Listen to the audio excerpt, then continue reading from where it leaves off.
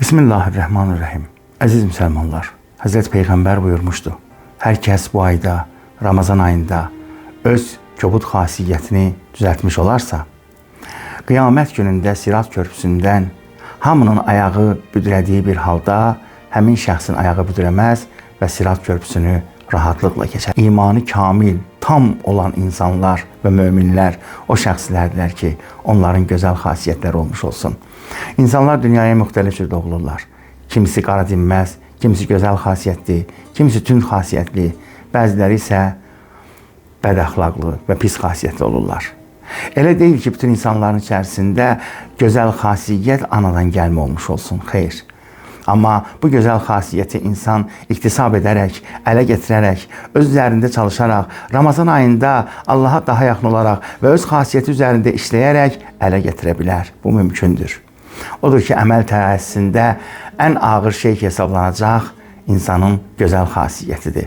Və İmam Rıza Aleyhisselamın buyurduğuna əsasən əməl tərəzzisinə qoyulacaq ilkin şey də insanın ən gözəl xasiyyətidir. Peyğəmbər Əkrəm buyurmuşdu ki, sizin mənə ən yaxın olanınız qiyamət günündə və sizin mənim üçün ən daha çox sevimli olanınız o şəxslərdirlər ki, gözəl xasiyyətlər olmuş olsun və təvazökar olmuş olsunlar. Və məndən uzaq olanınız onlardılar ki, onlar təkəbbürlü insanlardılar. Bir gün bir nəfər Həzrət Əli Aleyhisselamın huzuruna gəldi. Ya Əli, Peyğəmbərin gözəl xüsusiyyətlərini mənim üçün sayğıla. Həzrət Əli Aleyhisselam buyurdu ki, sən hələ mənim üçün Allahın nemətlərini sadala. Dedi, ya Əli, bu mümkün deyil. Allahın nemətlərini Quran-ı Kərimin buyurduğuna əsasən nə qədər saysaq da belə sayıb qurtara bilmərik. Həzrət Əli Aleyhisselam buyurdu, tamamilə doğrudur, sayıb qurtara bilməzsiniz. Amma Quranın Nur surəsində buyurduğuna əsas, bu nemətlər ki, nə qədər ki mən sizə vermişəm sayısız hesabsız, hamısı az və kiçikdir.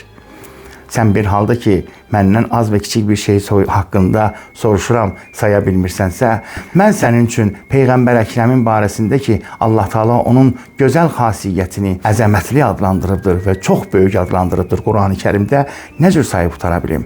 Bu qədər bilsəm bəsdir ki, bütün Peyğəmbərlərimizin hər birində bir gözəl xasiyyət, bir gözəl xüsusiyyət olub ki, onlar həmin xasiyyətlə məşhur olublar.